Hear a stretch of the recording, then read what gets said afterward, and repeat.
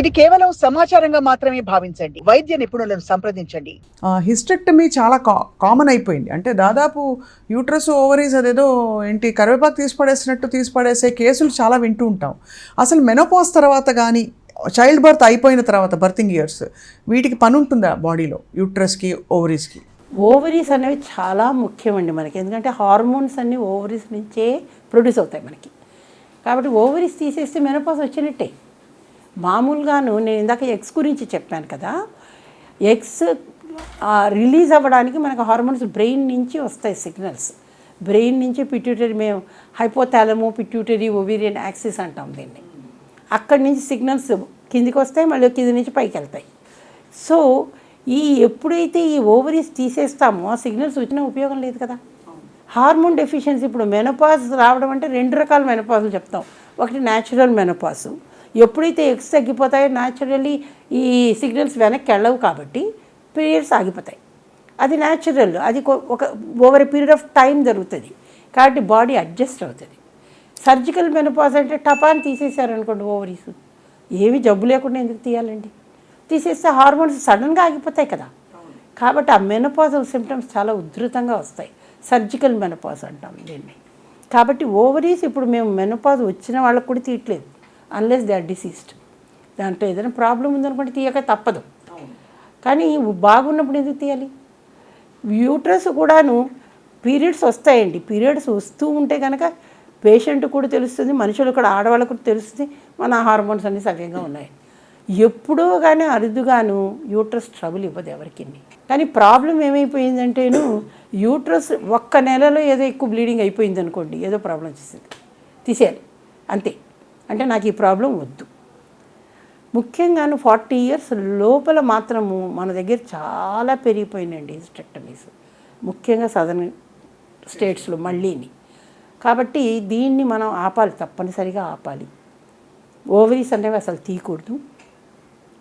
ఇప్పుడు యూట్రస్ ఏదైనా condition pathology, అందులో ఏదో ప్రాబ్లం ఉండి తీయాల్సి వచ్చినా కూడా ట్యూబ్స్ తీసేస్తాం. ఎందుకంటే ఇప్పుడు ఒక లేటెస్ట్ది ఏంటంటే ట్యూబ్స్ ద్వారానే ఓవరీలో క్యాన్సర్ అవ్వచ్చని దాంట్లోంచి, కాబట్టి ట్యూబ్స్ తీసేస్తాం.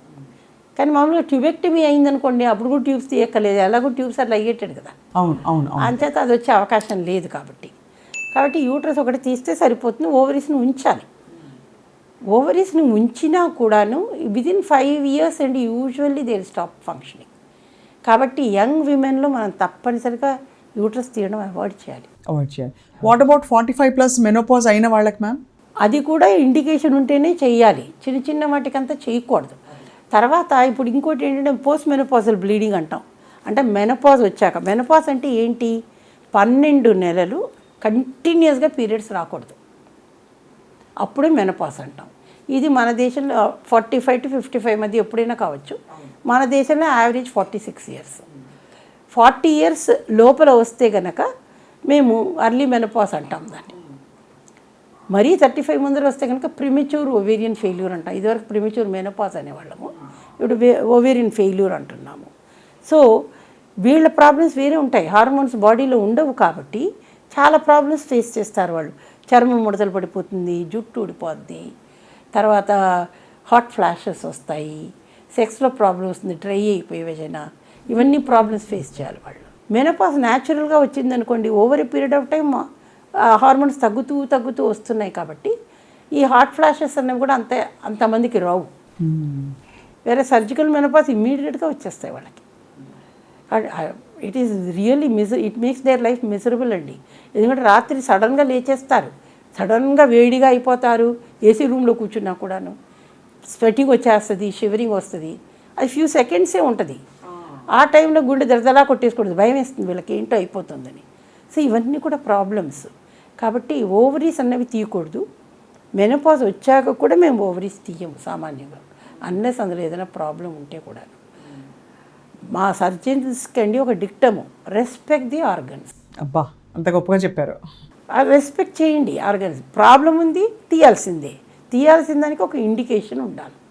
ఇది తీయకపోతే పేషెంట్కి ప్రాబ్లము అనుకుంటేనే తీయాలి, అంతేగాని పిడికి బియ్యానికి ఒకటే మంత్రంలాగా చేయకూడదు. ఇక చివరి ప్రశ్న, అందరికీ ఒక నమ్మకం, లేటెస్ట్ స్టడీస్ కూడా చెప్తున్నాయి, ప్రెగ్నెన్సీలో ఉన్నప్పుడు శిశువులకి అన్ని రకాల మంత్రాలు లేదు ఇంకేమైనా స్పిరిచువల్ రీడింగ్స్ వినిపించడం వల్ల శిశువుకి మంచి స్టిమ్యులస్ అవుతుందని is it do you believe ma'am అది జరుగుతుందని? Patient who ever is a mother అండి, ప్రెగ్నెంట్ మదర్, వాళ్ళకి మంచి ఆలోచనలు ఉండాలండి. ఉండాలా మ్యామ్? అది తప్పనిసరి అండి, తప్పని వాళ్ళు డిప్రెషన్లోకి పోకూడదు. చాలామందికి అర్థం కానిది ఏంటంటే ఇదంతా మంచిగా అంటే మంత్రాలు చదవడం, వేద జనని అంటారు కదండి, అదొక ప్రోగ్రామ్ ఉంది రామకృష్ణ మిషన్ వాళ్ళది, రామకృష్ణ మఠ్ నుంచి చేస్తారు. అంటే వీళ్ళకి మంత్రాలు వినిపించడము అదంతా. అంటే మనకి ఉన్నాయనండి అభిమన్యులాగా అది వింటే ఇలా అయ్యింది అలా అనుకుంటారు, ఉండొచ్చును. కానీ ఏమవుతుందంటే గుడ్ థాట్స్ తోటి గుడ్ హార్మోన్స్ ప్రొడ్యూస్ అవుతాయి. అది దానికోసం చెప్తారు. When the mother is depressed or she is under lot of stress అనుకోండి, స్ట్రెస్ హార్మోన్స్ రిలీజ్ అవుతాయి కదా, దాట్ ఎఫెక్ట్స్ ద బేబీ. అది ప్రాబ్లం అక్కడ.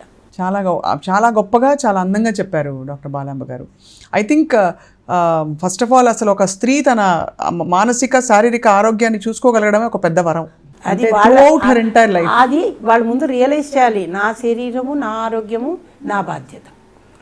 అది ఎప్పుడైతే రియలైజ్ చేస్తారు, కానీ చాలా మందికి అర్థం కావట్లేదు అది.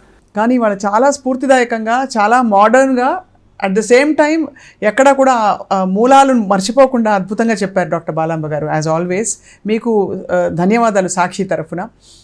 సందర్భం వచ్చినప్పుడల్లా మీతో ఇంటరాక్ట్ అయ్యే అవకాశం మాకు ఇస్తారని చెప్పి కోరుకుంటున్నాం. తప్పకుండా. నమస్కారం అండి. Thank you.